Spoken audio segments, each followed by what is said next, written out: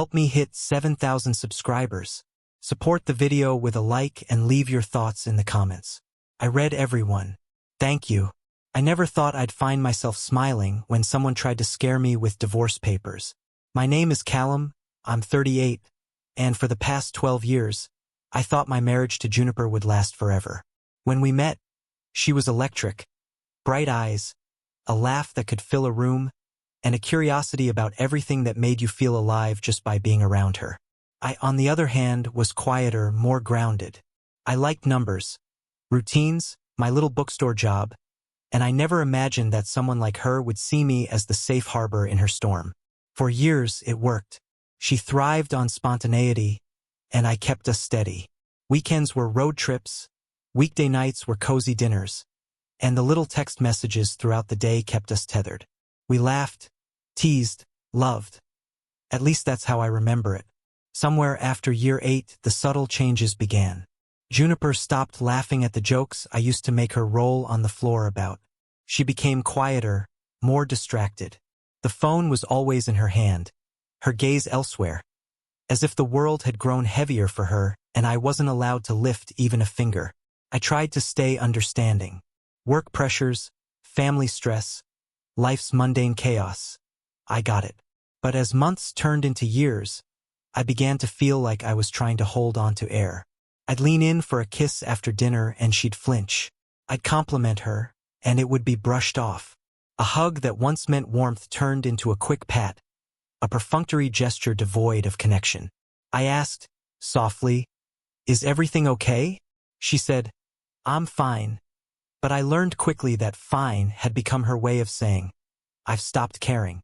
I wanted to leave many times, but I didn't. Not because I loved her less, but because I loved the life we'd built and the memories that seemed to haunt the corners of our home. I thought if I gave more patience, more understanding, more quiet devotion, she might come back. I was wrong. The night it all escalated was quiet, unremarkable in every sense, which made it even more surreal. I was sitting in the living room, sipping a lukewarm cup of tea, when I heard the soft shuffle of papers.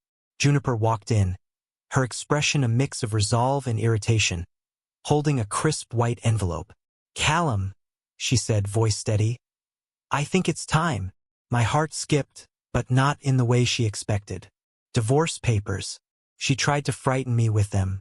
She probably thought I'd panic, beg, or crumble. She imagined fear. I felt none of that. Instead, an odd clarity washed over me. Perfect, I thought. You just made it easier for me. I took the papers from her, flipping through them slowly. Everything she wanted, financial adjustments, custody considerations for our cat, even the insistence that the house be hers, was laid out neatly, legally precise. There was no chaos, no shouting, just the cold documentation of a marriage she'd already decided to leave. She waited for the reaction she always expected from me. The defeated slump, the nervous stutter, maybe even the quiet, "Please, Juniper, don't do this." I smiled, just faintly, and said, "You know, this is a very straightforward, makes everything a lot simpler." Her eyebrows arched, a flicker of surprise passing over her face. I continued, "I don't have to guess anymore. I know exactly where we stand. No games, no pretending, no dragging this out." For the first time in years, the air between us felt light. The tension that had settled like a heavy fog lifted ever so slightly. I realized she had been trying to maintain control by keeping me in uncertainty. That had been the real weapon all along, the silent erosion of love, the endless waiting for a reaction that never came. But the papers didn't scare me. They freed me. I left the living room and walked into my little study. The sound of Juniper's heels clicking on the hardwood floor faded behind me. I sat at my desk, staring at the neatly stacked envelope, and thought about the life I wanted moving forward. For years, I'd been anchoring myself to a relationship that was already gone, hoping somehow she'd return to the woman I once knew. Now the choice was mine. I could take it slowly, savoring the peace that comes when you finally stop trying to convince someone to love you, or I could act quickly, reclaiming the energy I'd spent giving her the benefit of every doubt. I wasn't angry. I wasn't bitter, at least not yet. I was awake. For 12 years, I'd given everything to someone who had stopped noticing me. And now, for the first time in forever, I was entirely visible to myself. The absurd part, the thing that almost made me laugh, was how easy it all felt. No confrontation, no dramatic scenes, just a simple acknowledgement of reality. That was the gift hidden inside her attempt to frighten me. I walked to the window, the moonlight spilling across the floorboards, and realized how much I had underestimated the power of clarity. Sometimes, fear isn't the thing that holds you back. Sometimes, it's the courage to see things as they truly are. The next morning, Juniper was already gone when I woke. I poured myself a coffee, feeling the first real sense of calm I'd had in years. The house, once heavy with tension and silent arguments, felt lighter, almost unfamiliar. I glanced at the envelope again. The divorce papers were no longer a threat. They were a roadmap, a permission slip to reclaim my life. I decided to take my time. There was no rush to respond, no frantic scrambling to negotiate or beg. I wanted to approach this with the same clarity I'd felt the night before.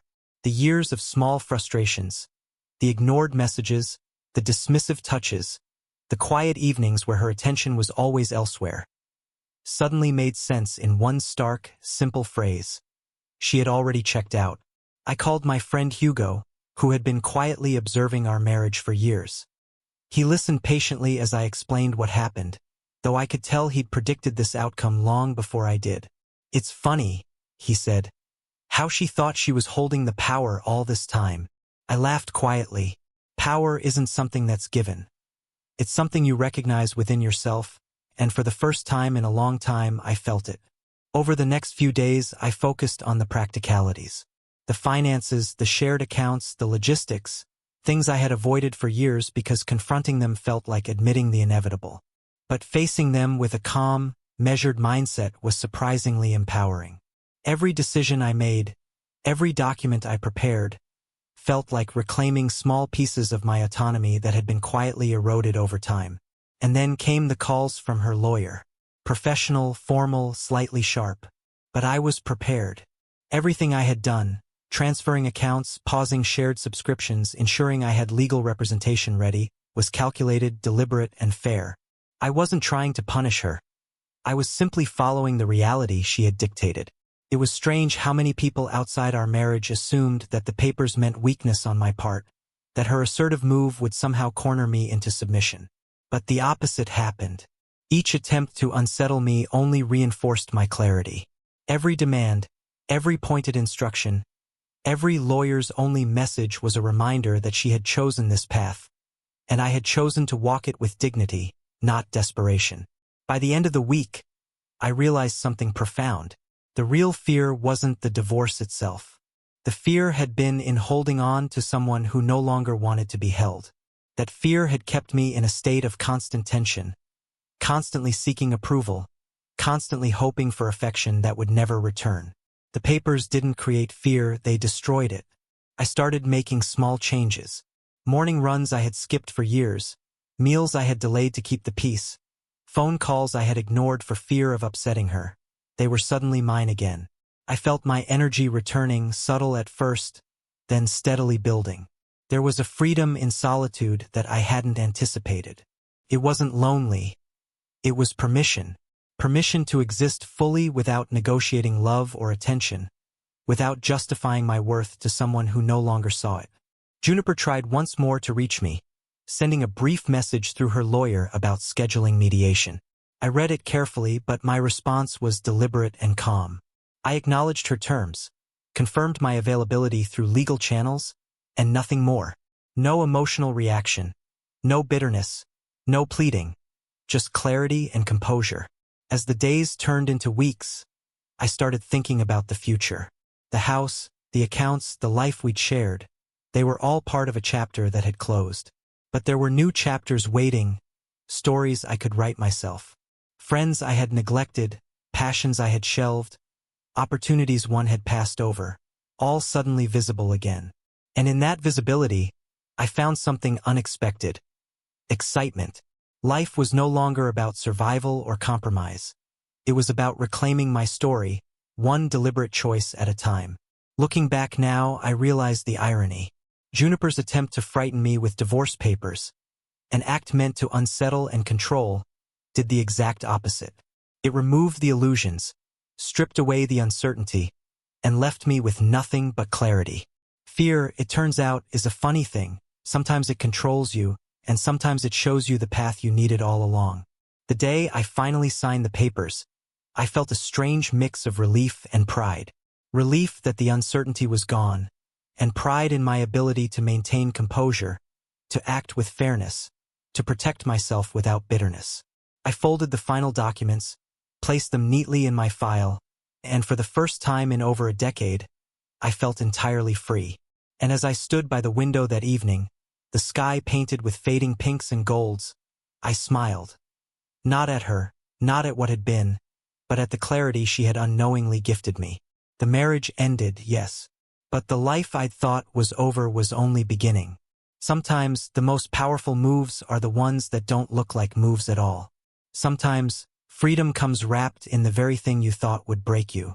And sometimes the simplest truth is this: when someone tries to scare you into fear, the best response is to see it as an invitation. An invitation to reclaim yourself, to walk forward, and to finally be entirely, unapologetically visible.